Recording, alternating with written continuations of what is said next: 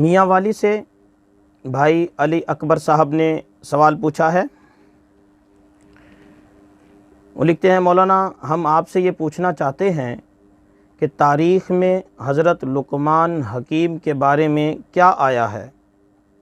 सुना है कि जड़ी बूटियाँ खुद उनको बोल कर बताती थीं कि हमें फ़लाँ मकसद के लिए फ़लाँ तरीक़ा से इस्तेमाल करो। क्या ये बात दुरुस्त है? दूसरी बात यह है कि जड़ी बूटियों से इलाज करना हज़रत लुक़मान हकीम से शुरू हुआ है, क्या ये भी दुरुस्त है या नहीं? अली अकबर। जी मेरे मोहतरम भाई, आपके दो सवाल हैं। पहला सवाल ये कि हज़रत लुक़मान हकीम ये जड़ी बूटियाँ इनको खुद बोलकर बताती थी। सबसे पहली बात ये समझें कि कुरान ने ये कहा है कि हमने लुक़मान को हिकमत अता की। इस हिकमत से मुराद, चूँकि हमारे मुआशरे में तिब को भी हिकमत कहते हैं, हकीम कहते हैं तबीब को जो इलाज वगैरह करते हैं, लेकिन अरबी में ऐसा नहीं है। अरबी में जो तबीब वो होता है जो इलाज करता है, हकीम दाना को कहते हैं, सियाने को कहते हैं, अक्लमंद को कहते हैं, ज़हीन को कहते हैं। हज़रत लुक़मान हकीम को अक़ल अता की थी अल्लाह ताला ने, दानाई दी थी, अल्लाह ताला ने समझ दी थी। ना ये कि इलाज करना, जड़ी बूटियों से इलाज करना और जड़ी बूटियों का खुद बोल कर बताना, ये सारी की सारी मन गढ़ंत बातें, और ये फैलाई उन्होंने हैं जो ये सड़क किनारे अपने बैठकर जो फकियाँ बेचते हैं और जो अपनी दवाइयाँ बेचते हैं सड़क किनारे बैठकर, उन्होंने ये ऐसी बातें फैलाई हैं कि लुक़मान हकीम हिकमत के बादशाह ने ये बात यूँ कह दी। लुक़मान हकीम ने कतरा दरिया में डाला, दरिया जाम हो गया, पानी में डाला, पानी बंद हो गया, ये हो गया, वो हो गया। जड़ी बूटियाँ बोल कर बताती थी।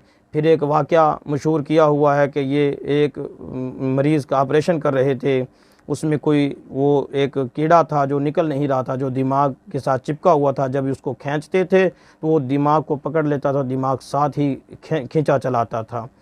तो इनके एक भांजे थे अफलातून, तो वो देख रहे थे छुप कर।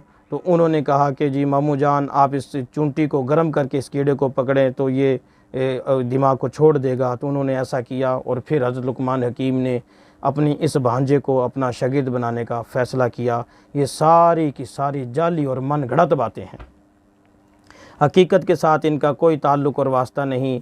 ना ही हज़रत लुक़मान हकीम वो हकीम जिसको हम हकीम कहते हैं यानी तबीब, ना ही तो वो तबीब थे, ना ही जड़ी बूटियों उनको बोलकर बताती थीं, ना वो लोगों के ऑपरेशन करते थे, ना अफलातून इनका भांजा था। अफलातून जो हकीम अफलातून गुज़रा है, ये तो मतलब वक़्त में भी इनके बाद है। वो तो अफलातून तो बाद की पैदावार है, वो तो बाद में आए हैं। हज़रत लुक़मान हकीम तो पहले के हैं। दूसरी बात ये है कि जड़ी बूटियों का इलाज करना आपने कहा कि इनसे शुरू हुआ था, ये भी फजूल और मन गढ़ंत बात है। मैं पहले अर्ज़ कर चुका हूँ कि वो सिरे से इलाज करते ही नहीं थे। जिसको हम हकीम कहते हैं वो हकीम थे ही नहीं। वो तो वो हकीम थे जो दाना थे, जो सियाने थे, अक्लमंद थे। अल्लाह ताला ने उनको अक़ल अता की थी। तो इसलिए ये अवाम में गलत बातें इनके बारे में मशहूर हैं।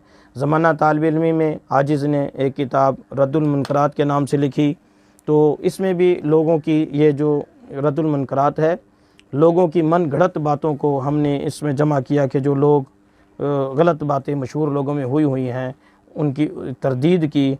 तो ये जो बात आपने पूछी है, ये इसके सफ़ा नंबर 210 पर हमने इसकी तरदीद की हुई है।